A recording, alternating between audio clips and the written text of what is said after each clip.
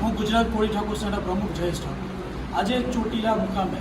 ઋષિ ભારતી બાપુના અધ્યક્ષસ્થાને એક મિટિંગનું આયોજન કરેલું છે કે જે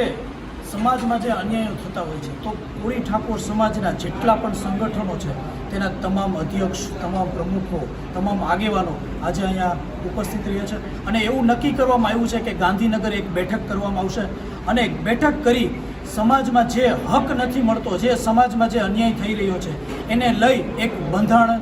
કરવામાં આવશે અને આવનારા સમયમાં એ બંધારણ કોળી ઠાકોર સમાજનું અમે જાહેર કરશું.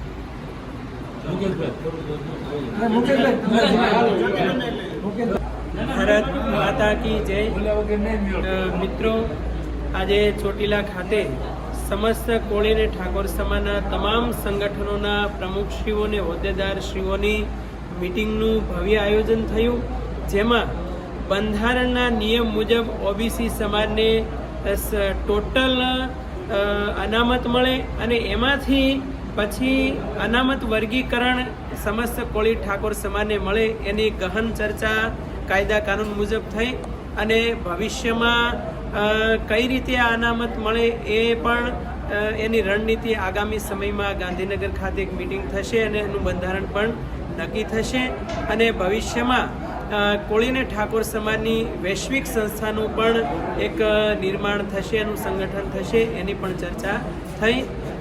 ઓમ નમો નારાયણ. ભારત માતા કી જય.